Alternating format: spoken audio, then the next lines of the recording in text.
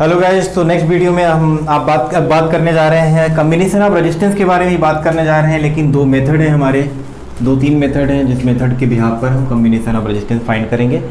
और इस पर जो कॉम्प्लिकेटेड थोड़े डायग्राम होते हैं, कॉम्प्लिकेटेड सर्किट होते हैं, उस पर हम बात करेंगे। तो देखिए, पोटेंशियल मेथड सबसे पहले अगर हम बात करें, पोटेंशियल मेथड से किस तरह से total resistance, equivalent resistance find किया जाएगा। तो सब ऐसे ही दिमाग में आपको थोड़ा एज्यूम करना पड़ेगा। क्या, जैसे मान लो एक रेजिस्टेंस ऐसे लगा हुआ है, जैसे आपने पैरेलल का देखा था, एक रेजिस्टेंस ऐसे लगा हुआ है, एक रेजिस्टेंस आपका इस तरह लगा हुआ है। जैसे आपने पैरेलल का देखा था, उसी को मैं एग्जांपल में ले रहा हूँ। यहाँ से हमने एक बैटरी लगाई थी, तो इसका पोटेंशियल मान लो इधर ये पॉजिटिव और ये नेगेटिव। तो पॉजिटिव और नेगेटिव पोटेंशियल जो डिफरेंस था वो V था। पोटेंशियल डिफरेंस V कैसे, पॉजिटिव की साइड में V ले लिया और इस साइड में 0 ले लिया, तो डिफरेंस V माइनस 0 कितना आ जाएगा, V आ जाएगा। तो पोटेंशियल जो डिफरेंस है इस सेल का वो V है। कैसे डिफरेंस आता है, V माइनस, दोनों पोटेंशियल का डिफरेंस करते, दोनों टर्मिनल पर जो पोटेंशियल होता है उसका डिफरेंस करते, पोटेंशियल डिफरेंस मिल जाता है। तो यह इसका पोटेंशियल डिफरेंस V है। तो V किसका होगा, पॉजिटिव वाले का V होगा और नेगेटिव वाले का 0 होगा। अब सोचो, जब तक कोई भी रोकने वाला, कोई टोकने वाला, कोई बीच में, सॉरी छोड़िए, कोई रोकने वाला नहीं मिलेगा, तब तक पोटेंशियल में चेंज नहीं आएगा। अब सोचो, यहां से यहां तक ना कोई रेजिस्टेंस है, ना कैपेसिटर है, ना इंडक्टर है, कुछ भी नहीं है। इसका मतलब ये जो पोटेंशियल V है, यहां तक क्या रहेगा, पोटेंशियल V ही रहेगा। अब ये 0 यहाँ पे है, तो इसका मतलब यहाँ से यहाँ तक कोई रोकने वाला टोकने वाला नहीं है, तो यहाँ भी क्या रहेगा, 0 रहेगा। तो यहाँ से देखो, ये अब इसके और इसके बीच में पोटेंशियल डिफरेंस भी कितना हो गया, V माइनस 0, इसका भी V हो गया। इसके और इसके बीच में पोटेंशियल डिफरेंस V माइनस 0, इसका भी V हो गया। इसके और इसके बीच में पोटेंशियल डिफरेंस V माइनस 0, इसका भी V। तभी तो पैरेलल कॉम्बिनेशन में कहते हैं ना, पैरेलल कॉम्बिनेशन कहते हैं पोटेंशियल सेम होता है। तो पोटेंशियल डिफरेंस जो है ये कि पोटेंशियल डिफरेंस क्या रहा, सबका सेम रहा। तो ये तरीका होता है पोटेंशियल डिफरेंस को यहाँ पर एज्यूम करने का। तो पोटेंशियल डिफरेंस V क्यों लिखा जाता है, V लिखा है, इसका मतलब पॉजिटिव पर V है और निगेटिव पर 0 है। ये अपने दिमाग में रखना, क्योंकि ये पोटेंशियल मेथड में बहुत ही काम आएगा। आइए स्टार्ट करें, स्टार्ट करते हैं एक इस टाइप के क्वेश्चन को। जिस टाइप के क्वेश्चन पोटेंशियल मेथड में पूछे जाते हैं उसी टाइप के क्वेश्चन से स्टार्ट करते हैं। देखिए, सबसे पहले अगर हम बात करें, ये बड़ा फेमस क्वेश्चन है, सभी लोग लगभग इसको पढ़ाते ही हैं। देखो कैसे,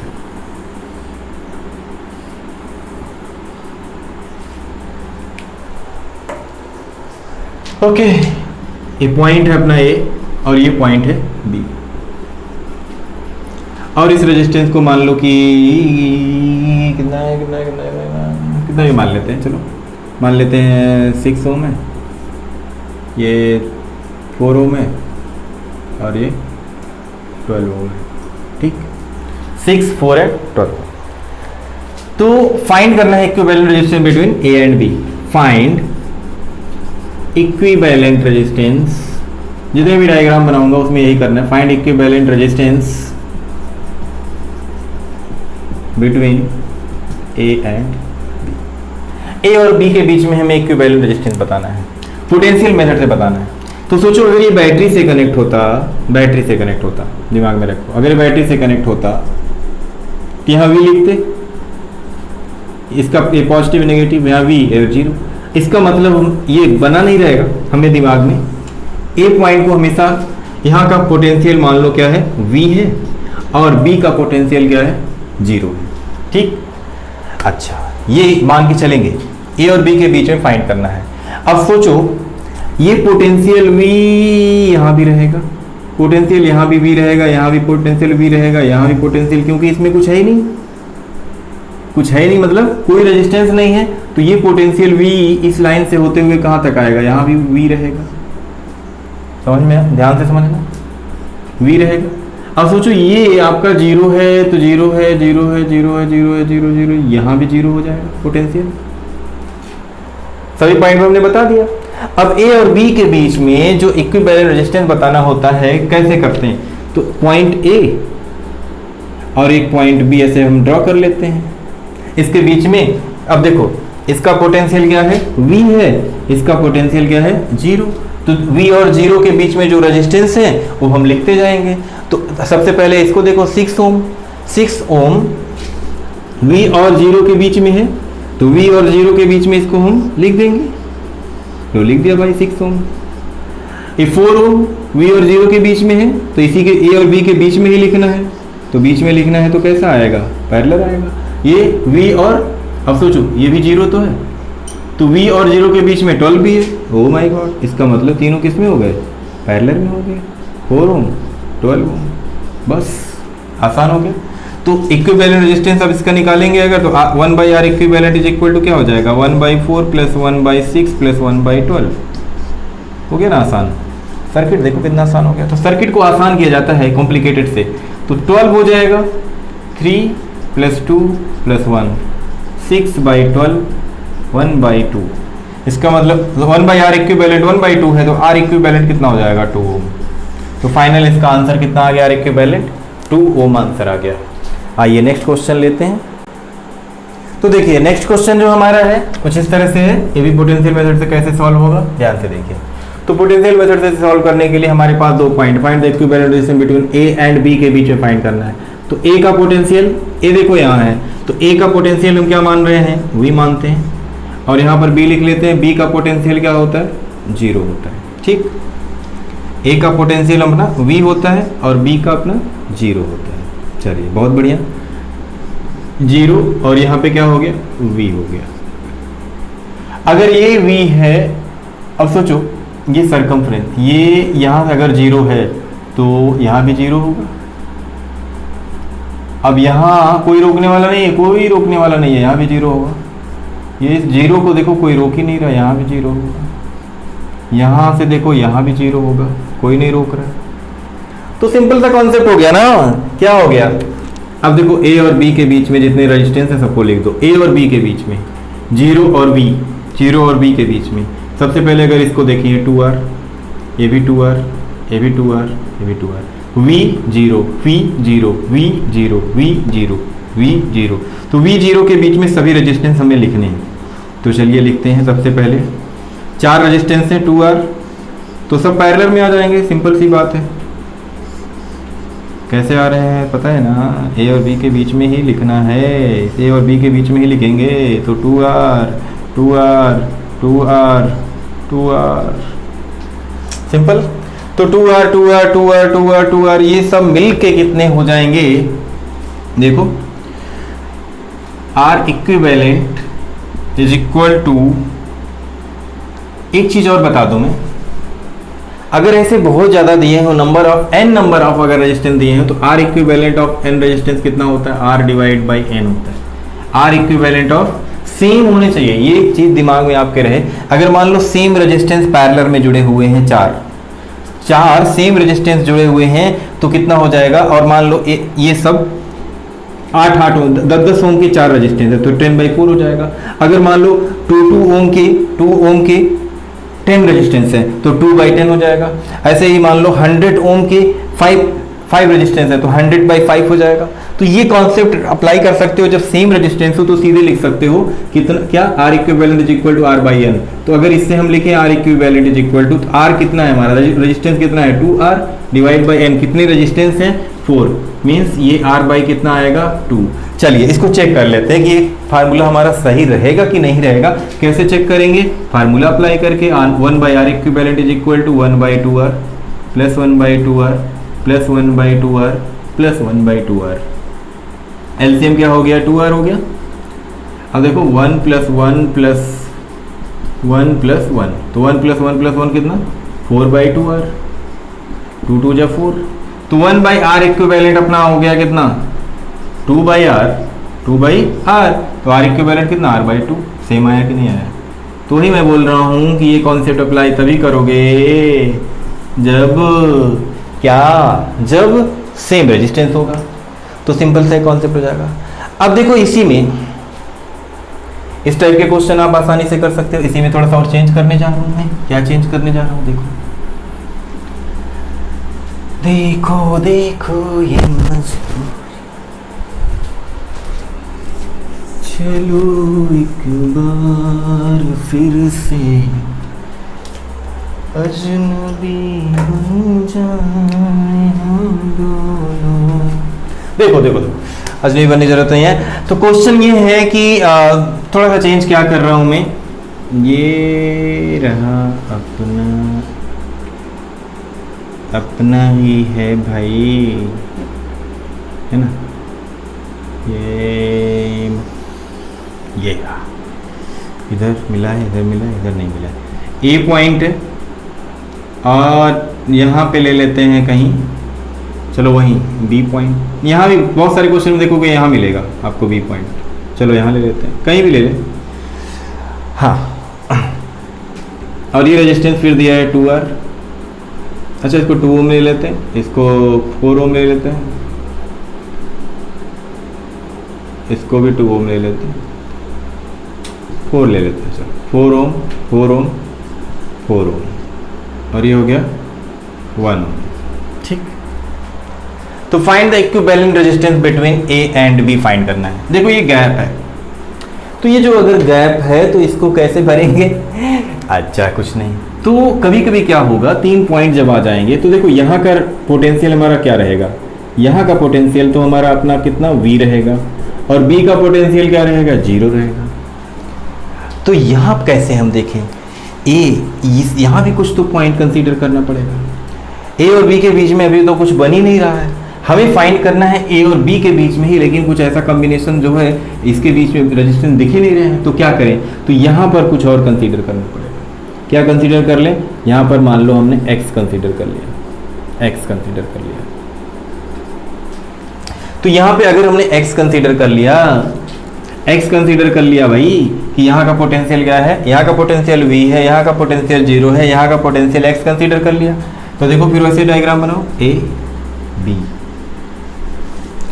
a और b, a का पोटेंशियल v, b का पोटेंशियल 0।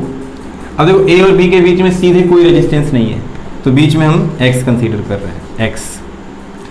a और x के बीच में, अब ये b है, b का यहाँ 0 है, तो ये यहाँ जाएगा, यहाँ भी 0 होगा, यहाँ जाएगा, यहाँ भी 0 होगा, यहाँ जाएगा, यहाँ भी 0 होगा। तो ध्यान से देखना, सबसे पहले v और x के बीच में, v और x के बीच में एक रेजिस्टेंस है, चलो एक रेजिस्टेंस था कितना, 1 ओम का है। ठीक, अब इसके बाद अगर हम बात करें x और 0 के बीच में, ये x है और ये 0 है, x और 0 के बीच में कितना, 4 ओम। चलो भाई बहुत बढ़िया, 4 ओम हो गया। अब x और 0 के बीच में यहाँ भी कितना, 4 ओम, बहुत अच्छे। अब यहाँ x और 0 के बीच में ये भी कितना, 4 ओम, बन गया ना। a और b के बीच में टोटल निकालना है, तो ये देख रहे हो आप, ये 4 ओम 4 ओम 4 ओम, ये तीनों किस में हो गए, ये पैरेलल में हो जाएंगे, ये पैरेलल में इसके साथ ये सीरीज में हो जाएगा। तो यहाँ से इसको सॉल्व अगर करें तो 4 ओम 4 ओम 4 ओम को, तो देखो सिंपल सी बात है भाई, R/N से अगर देखा जाए तो 4/3 आंसर आएगा, है ना, सिंपल सी बात है, 4/3। सेम रेजिस्टेंस मैंने बोला, तो उसके लिए R इक्विवेलेंट अगर अप्लाई करेंगे तो R equivalent is equal to क्या बताया मैंने, R/N। रेजिस्टेंस 4 है, डिवाइड बाई n कर दो तो ये वैल्यू हो जाएगी 4/3 हो जाएगा। लेकिन सॉल्व कर लेते हैं, 1/R equivalent is equal to 1/4 plus 1/4 plus 1/4 is equal to 3/4, हो गया ना। तो R इक्विवेलेंट इसको रिवर्स कर दो, कितना आ गया, 4/3 ओम आया। चलिए ये हमारा 4/3 ओम हो गया, ये और ये 1 ओम है, तो ये 1 ओम और ये आया अपना 4/3 ओम, 4/3 ओम एंड 1 ओम। तो ए और बी के बीच में टोटल रेजिस्टेंस कितने हैं, सीरीज में है, तो सीरीज में है तो सीधे फार्मूला अप्लाई कर देते हैं, फार्मूला सीरीज का अप्लाई कर देंगे, इसको R1 मानो, R1। तो R इक्विवेलेंट अब निकालेंगे, R equivalent is equal to क्या हो जाएगा, R1 प्लस 1, R1 यही है ना, R1 प्लस 1, R1 कितना, 4/3 प्लस 1, तो 3 LCM 7/3 ओम, तो R इक्विवेलेंट हो जाएगा 7/3 ओम। तो ये इस तरह से 3 पॉइंट आएगा, तो इस तरह से आप इसको कंसीडर करेंगे। चलिए अगला क्वेश्चन लेते हैं अब। चलिए एक और क्वेश्चन है हमारा इसी पर बेस्ड पोटेंशियल मेथड पर, जिसमें क्या करना है, फाइंड द इक्विवेलेंट रेजिस्टेंस ए और बी के बीच में इक्विवेलेंट रेजिस्टेंस फाइंड करना है। तो देखिए सर्किट डायग्राम कुछ ऐसा दिया हुआ है। तो सबसे पहले जो हम काम करते हैं, ए पॉइंट का पोटेंशियल हम क्या कंसीडर कर लेते हैं वी, बी का पोटेंशियल क्या करते हैं 0। अब सोचो ए पॉइंट से, ए से आप डी तक चले जाओ, ए से डी तक कोई रेजिस्टेंस नहीं है, इसका मतलब इसमें यहाँ पोटेंशियल वी है तो यहाँ भी डी पर भी पोटेंशियल क्या होगा, वी होगा। ठीक है, बी पे आ जाओ, बी से लेकर के सी तक देखो कोई रेजिस्टेंस नहीं, इसका मतलब यहाँ भी पोटेंशियल क्या होगा, 0 होगा। ठीक है, अब सॉल्व कर सकते हैं, कैसे कर सकते हैं देखो, ए और बी, ए और बी बना लेते हैं यहाँ पे। ए और बी के बीच में हमें फाइंड करना है, तो ए और बी पर वी और 0 लिख लिया जाता है, सबको पता है वी और 0। तो वी और 0 के बीच में जितने रेजिस्टेंस हैं उन सबको हमें लिखना होता है। अब देखो ये 2R और 2R, ये जो वायर है और ये जो वायर है ये एक दूसरे से टच नहीं किया, एक दूसरे के ऊपर से गया हुआ है, इसीलिए मैंने ये बना रखा है, इसके ऊपर दिखाया हुआ कि इसके ऊपर से गया हुआ है। तो देखो यहाँ V है, यहाँ 0 है, यहाँ V है, यहाँ 0 है, यहाँ V है, यहाँ 0 है, यहाँ V है, यहाँ 0 है। अब V और 0 के बीच में जो रेजिस्टेंस है, V और 0 के बीच में जो रेजिस्टेंस है उसको लिख लेना है, 2R 2R। चलो इसको मान लो हमने लिख लिया, अब इसको लिख लेते हैं 2R 2R।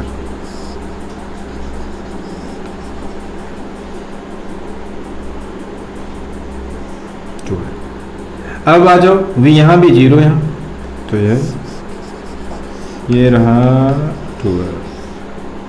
अब ये देख रहे हो V और 0 इसके बीच में भी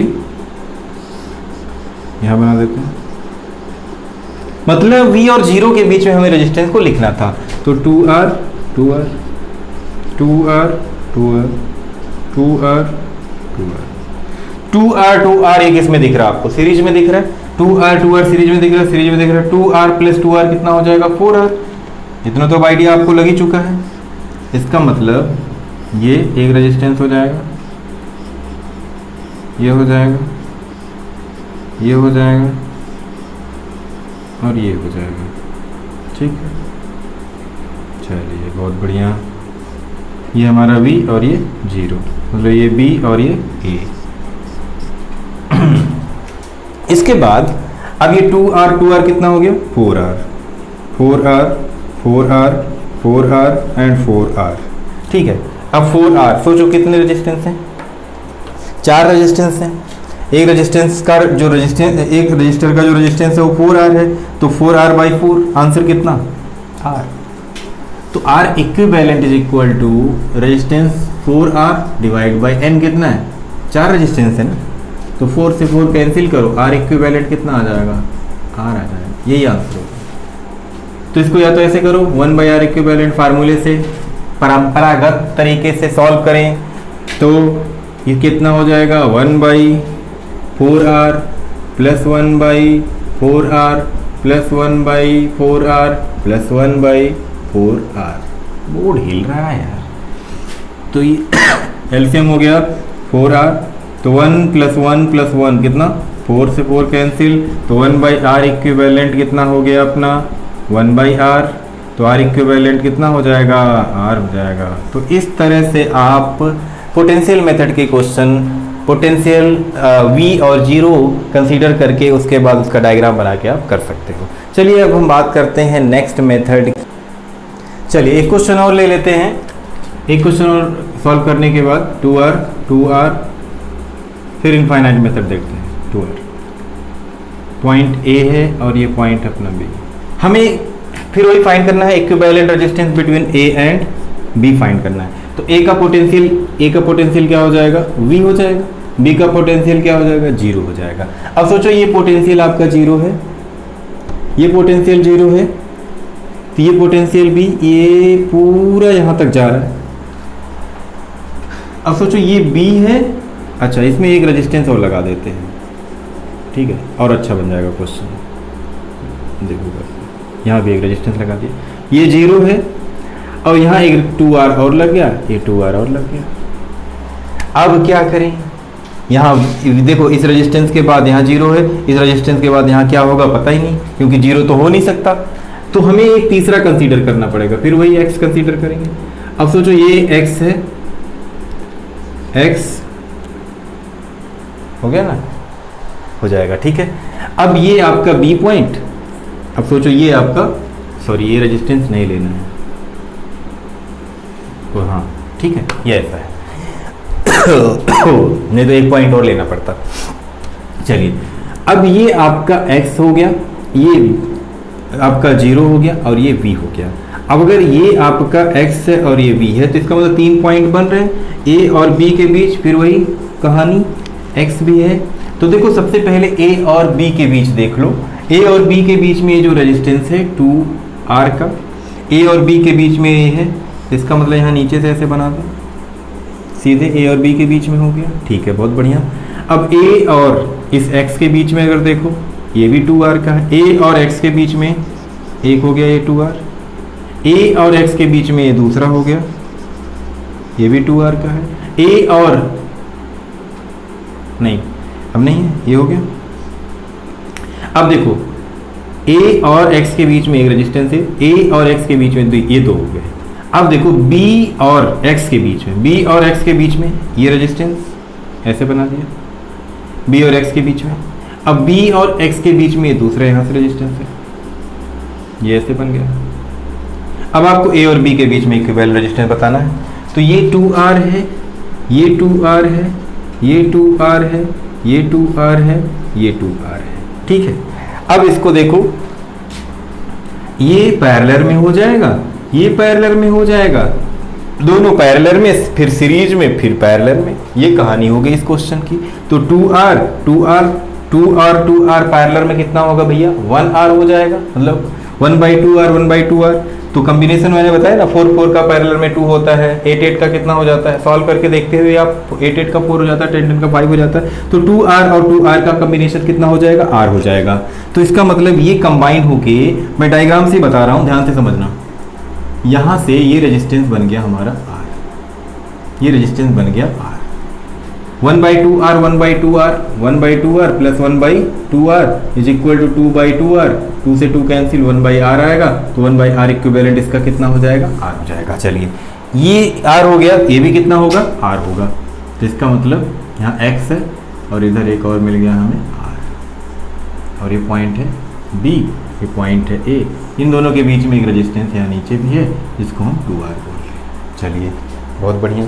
इसके बाद की कहानी जो है, अब देखो r और r कितना हो गया, सीरीज में हो गया, तो ये सीरीज में अगर हो गया है तो r r कितना, ये ऊपर हो गया 2r और नीचे कितना है 2r, 2r, ये a पॉइंट है और ये b पॉइंट है, ठीक है ना। अच्छा अब इसके बाद ये दोनों किस में दिख रहे हैं आपको, पैरेलल में दिख रहे हैं, फिर वही 1/2r 1/r इक्विवेलेंट अगर निकालो, 1/r इक्विवेलेंट, या जैसे r इक्विवेलेंट पैरेलल के लिए होता है, r इक्विवेलेंट फॉर पैरेलल क्या होता है, r/n होता है, और रेजिस्टेंस बाई n होता है। तो रेजिस्टेंस कितना है, 2r का है, तो 2r डिवाइड बाई 2, 2 से 2 कैंसिल, तो r इक्विवेलेंट हमें कितना मिल गया, यहाँ पे r मिल गया।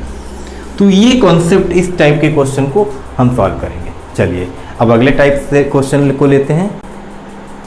देखो ये infinite method of combination of resistance, मतलब इस तरह से अगर रेजिस्टेंस हमारे जुड़े हों, R2R R2R R2R R2R, ऐसे बहुत सारे रेजिस्टेंस इनफाइनाइट तक जुड़े हों, तो जरूरी नहीं है ये वैल्यू आपकी 1 2 1 2 1 2 2 4, ठीक, जो कोई भी अलग अलग वैल्यू हो सकती है। तो सबसे पहले मेथड को समझते हैं कि इनफाइनाइट मेथड हम कैसे अप्लाई करेंगे, कैसे सॉल्व करेंगे। तो हमारा क्वेश्चन क्या होगा इसमें, find the equivalent resistance between A and B, A और बी के बीच में हमें इक्विवेलेंट रेजिस्टेंस बताना है। तो इस इनफाइनाइट मेथड को सॉल्व करने के लिए देखिए सबसे पहले एक कॉन्सेप्ट सीखिए। तो R2R सबसे पहले देखना है कि रिपीटेशन कहाँ से स्टार्ट हो रहा है, R2R, इसके बाद फिर R2R। इसका मतलब फर्स्ट स्टेप अगर देख लिया जाए तो ये यहाँ से खत्म होने के बाद फिर यही स्टेप है R2R R2R R2R। तो जहाँ से आपका रिपीटेशन फिर स्टार्ट होता है, जहाँ से रिपीटेशन स्टार्ट होता है, रिपीटेशन स्टार्ट होने से लेकर के इनफाइनाइट तक की वैल्यू को आप कुछ कंसीडर कर लो। हम कंसीडर कर लेते हैं इसमें, देखो इनफाइनाइट मेथड में कॉम्बिनेशन ऑफ रेजिस्टेंस को लेट द इक्विवेलेंट रेजिस्टेंस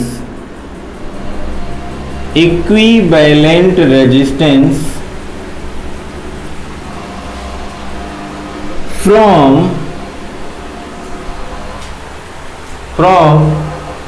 बंद कर दो तो फ्रॉम द रिपीटेशन स्टेप्स, ये समझना, is R nought. Repetition steps के इनफाइनाइट तक जितना भी रेजिस्टेंस है उसको हमने क्या कंसीडर कर लिया, आर नॉट कंसीडर कर लिया। ध्यान से समझना, जहां से रिपीट हो रहा है वहां से आगे इनफाइनाइट तक हमने इसको आर नॉट कंसीडर कर लिया है पूरा का पूरा। तो ये आपका जो डायग्राम है, ये डायग्राम किस तरह से चेंज हो जाएगा उसके बारे में जरा सोचें आप। ये इनफाइनाइट है, इनफाइनाइट, ये डायग्राम कुछ इस तरह से चेंज होने जा रहा है। ए बी तो ऐसे ही रहेगा, ए आर बी पॉइंट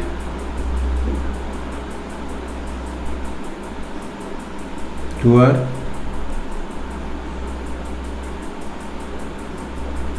ये आर है, ये टू आर है, और ये हमने इसको क्या कंसीडर कर लिया, आर नॉट।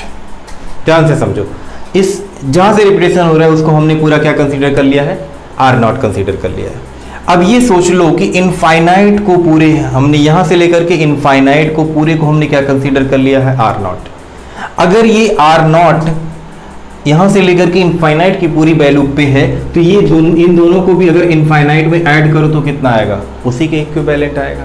तो ये चीज दिमाग में आपको रखनी है कि ये पूरा का पूरा हमने कंसीडर जो किया है वो कहीं ना कहीं इक्विवेलेंट टू आर नॉट है। तो अभी आगे स्टेप देखेंगे तो पहला स्टेप आपको समझ में आना चाहिए कि इसको हमने कुछ एक्स कंसीडर कर लिया, वाई कंसीडर कर लिया, ए बी सी कुछ कंसीडर कर लिया, हमने तो आर नॉट लिया है। अब आप देख सकते हो कि आर नॉट और टू आर ये दोनों किस में हैं। अगर सोचो एक इनफाइनाइट वैल्यू के एक स्टेप को छोड़ के बाकी सारे स्टेप को आपने कुछ कंसीडर कर लिया, अगर इनफाइनाइट के सारे स्टेप, इनफाइनाइट को आपने एक्स कंसीडर कर लिया और इसमें अगर एक स्टेप और ऐड कर दो तो इसका मतलब ये एक्स इज इक्वल टू ये इनफाइनाइट प्लस एक्स कंसीडर कर लिया तो इनफाइनाइट प्लस वन क्या हो, इनफाइनाइट प्लस वन इनफाइनाइट ही रहेगा ना। चलो ये क्यों बता रहा हूँ, क्योंकि ये यूज होने वाला है इसमें। अब देखो आर नॉट, तो two R and R not, तो उसका इक्विवेलेंट कितना आएगा, इसका आर इक्विवेलेंट आ जाएगा आपका two R into R not divide by two R plus R nought. सबको आ रहा होगा समझ में। अब ये कंबाइन होके टू आर और आर नॉट क्या बन चुका है, टू आर और आर नॉट क्या बन चुका है, देखो ये आर, ये हो गया आपका, अभी देखते हैं क्या बनता है, two R into R nought, two R into R not divide by two R plus R nought. ठीक, ये पॉइंट है अपना बी और ये पॉइंट है ए। तो अब ये दोनों किस में, सीरीज में हैं। अगर ये दोनों सीरीज में हैं, ए और बी के बीच का टोटल रेजिस्टेंस जो है वो दो चीजें हैं। एक तो ये आपका पूरा जो आपने कंसीडर किया है, अभी पहले उसका देखो, इसको R1 मान लेते हैं, ठीक है, हाँ ठीक है। अब इसके बाद R इक्विवेलेंट फाइंड करते हैं। R equivalent is equal to क्या हो जाएगा, R plus two R into R not divide by two R plus R nought, ये हो जाएगा।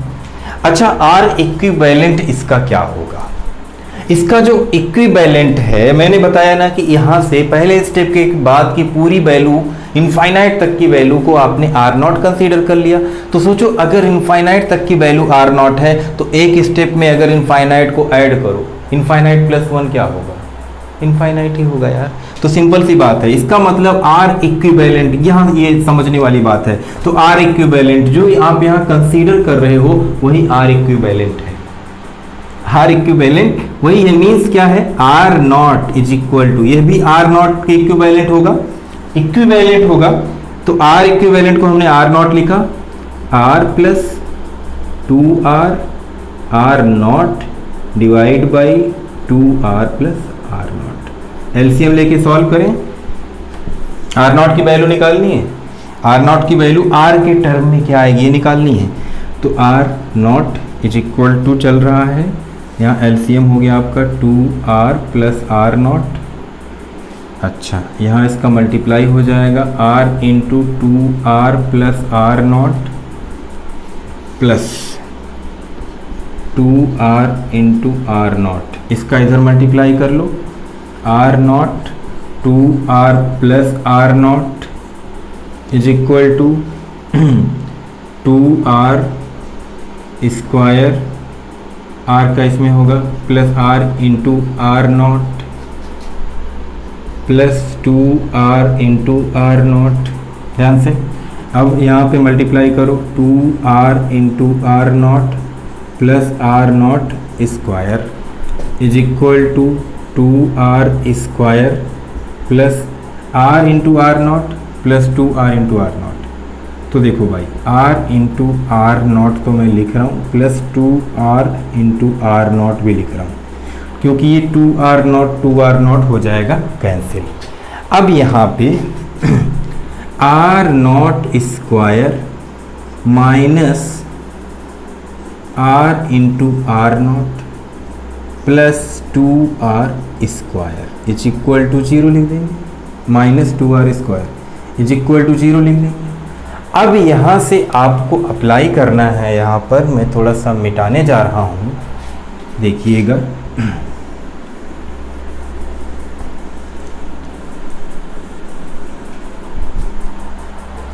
क्या मिटाने जा रहा हूँ? अब देखो ये इक्वेशन है, ठीक है, ये इक्वेशन बन गया। r की वैल्यू फाइंड करनी है, जैसे आपने इक्वेशन देखा होगा कि X square plus X plus 1 is equal to 0, ऐसे यहाँ पे x की जगह क्या है, आर नॉट स्क्वायर है, ठीक है। आर नॉट स्क्वायर जो आपने कंसीडर किया, इसकी जगह x भी कर सकते थे, x करे तो और अच्छा लगेगा आप करना। तो R naught square, r is equal to, यहाँ पे आप श्रीधराचार्य रूल अप्लाई करेंगे, माइनस बी, फार्मूला क्या होता है, minus B plus minus root of B square minus 4ac divide by 2a, ठीक। अब यहाँ पर आर नॉट माइनस बी मतलब देखो आर नॉट का जो मल्टीपल कोफिशिएंट आर है वो भी माइनस आर है, तो माइनस क्या हो जाएगा, प्लस आर आएगा यहाँ, ठीक। अरे श्रीधराचार्य रूल जो होता है आपका यही होता है, A X square plus B X plus C is equal to 0 होता है। तो यहाँ पे x की वैल्यू फाइंड की जाती है, तो माइनस बी, फार्मूला तो वहाँ लिखा मैंने, minus B plus minus 4ac plus minus root of B square minus 4ac divide by 2a।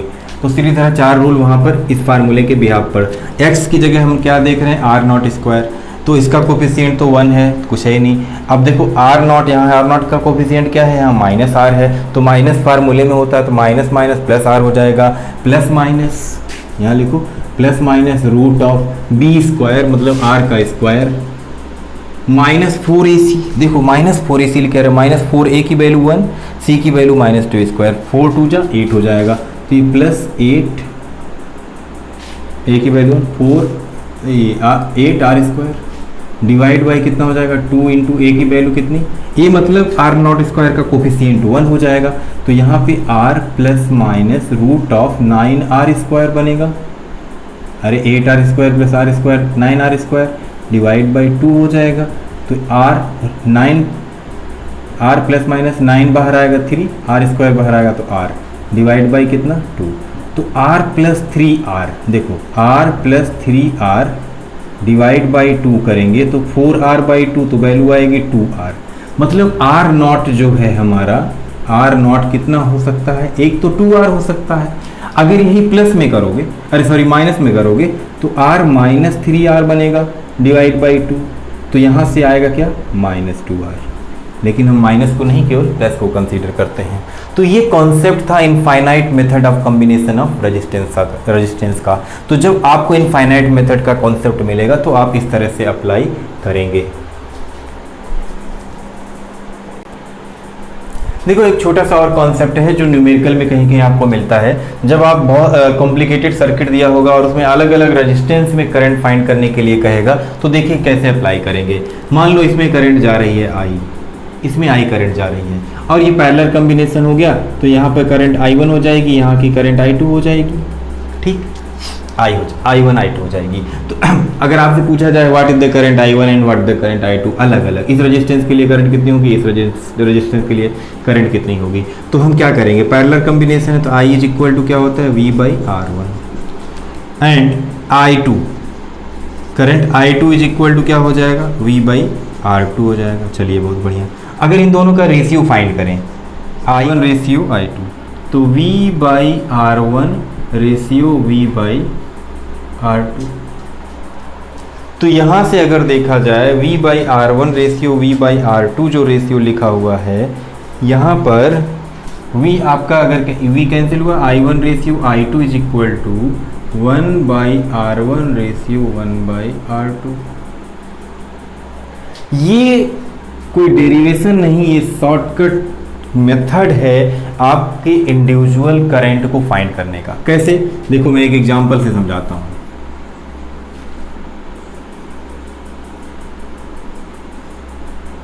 चलो एक बार इसमें मान लो 12 एम्पियर की करंट आ रही है, ये रेजिस्टेंस है 2 ओम, ये रेजिस्टेंस है 4 ओम, ठीक है ना। ये इसमें 12 एम्पियर की करंट जा रही है, तो I1 ratio I2 is equal to हम क्या लिखेंगे 1/2 रेशियो 1/4। ध्यान से समझना। अच्छा एलसीएम नहीं, ऐसे सोचो कि एलसीएम, हाँ ठीक है, एलसीएम कितना हो जाएगा 4 हो जाएगा, तो 2 2 जा, यहाँ 2 आएगा और रेशियो कितना यहाँ पे आएगा 1। I1 ratio I2 is equal to 2 ratio 1 आया। शॉर्टकट मेथड है ये, शॉर्टकट मेथड है जो कंपटीशन में काम आएगा। I1 ratio I2 is equal to 2 ratio 1 हुआ, ठीक है ना। एलसीएम दिमाग में करके यहाँ पे लिखना है, तो 2 रेशियो 1 हुआ। अब सोचो टोटल करंट कितनी आ रही है 12 एम्पियर की, 12 एम्पियर की करंट आ रही है, तो I1 करंट कितनी होगी, I1 करंट कितनी होगी, तो I1 इज इक्वल टू हम क्या लिख सकते हैं, I1 2 टाइम्स है, इसका जो है इससे डबल है, ज़्यादा है, और टोटल इसका कितना होगा दोनों का सम 2 और +1 3, तो 2/3 इंटू 12 कर दो, 2/3 इंटू 12, 3 4 जा कितना 8 एम्पियर हो जाएगा। इसमें 8 हो गया तो उसमें कितना 4 एम्पियर आएगा, देख लेना अभी। I2 इज इक्वल टू 1, इसका रेशियो देखो 1/2 +1 3 इंटू 12, 3 4 जा आया कि नहीं 4 एम्पियर। तो ये एक शॉर्टकट तरीका है आपके करंट को फाइंड करने का। एक छोटा सा और प्यारा सा क्वेश्चन ले लें ताकि आपका ये डाउट ना रहे इसमें कि ये कोई डेरिवेशन नहीं, एक शॉर्टकट मेथड है फाइंड करने का। देखिए कैसे, फिर 12 एम्पियर की करंट ले लिया, ठीक। हाय हाय दूरी दूरी,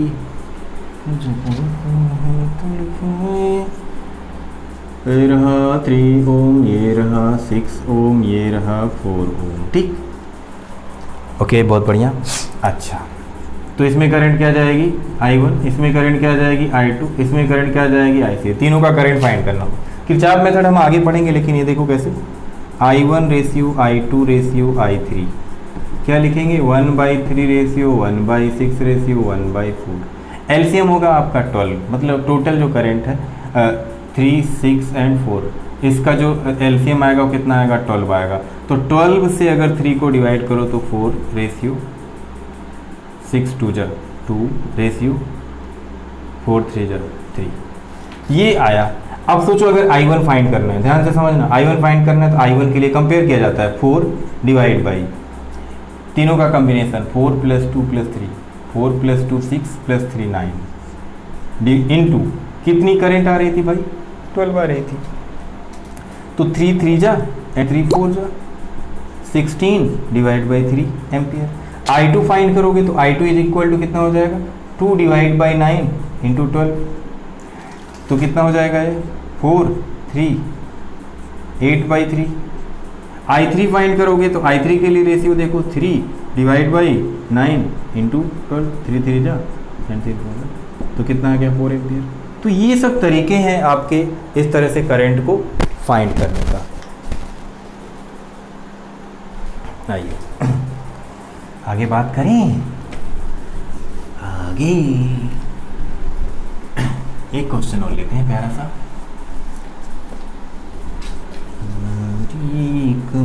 तुमको महसूस होगी। तो कॉम्बिनेशन ऑफ रेजिस्टेंस में आपने काफ़ी अच्छे लेवल के क्वेश्चन देखे और सिंपल सर्किट डायग्राम भी देखा, उसके बाद कुछ कॉम्प्लिकेटेड देखे जिसमें हमने पोटेंशियल मेथड और इनफाइनाइट मेथड लगाया। अब आप इस पर बेस्ड बहुत सारे जो क्वेश्चन हैं वो आप करें, आप पढ़ते रहें। आपके लिए wish you all the very best.